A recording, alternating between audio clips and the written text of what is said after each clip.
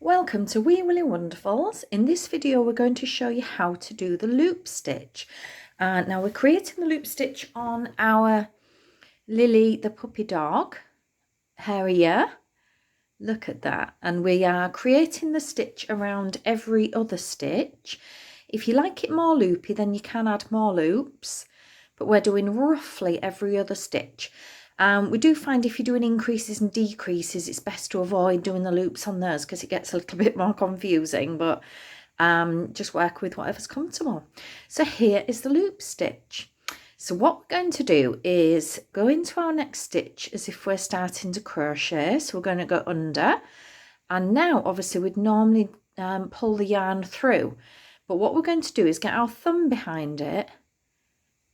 Just wrap that round like so, around my thumb, and then we're going to grab that yarn there, pull it through just like we're doing the double crochet, and then normally we'd go over the top and pull that through like so.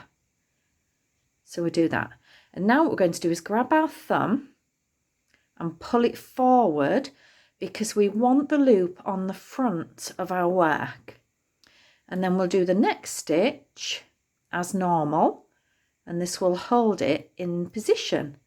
So there's our next stitch. So we're just going to double crochet that as normal. So through, grab the yarn, pull it through, and then over the top and pull it through. So let's just show you that again. You might find you do different positions with your thumb because it is a little bit tricky, but what I do is put my thumb on top and then kind of put my thumb underneath and bring it back there.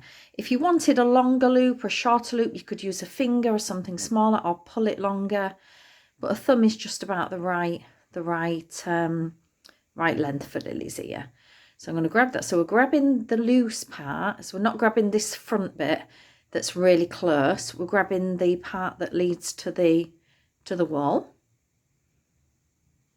So what we're going to do is pull that through like so, and then do our normal yarn over again and pull it through. So all we're really doing is we're doing a double crochet the same, but we're just going through first, grabbing it, wrapping it around our thumb, and then pulling the yarn through there to make a big loop. So again, don't forget to pull it to the front of your work, and then literally do a normal double crochet after that. So we're doing the loop stitch literally every other stitch. It gives this lovely effect for Lily's ear. Thanks for watching.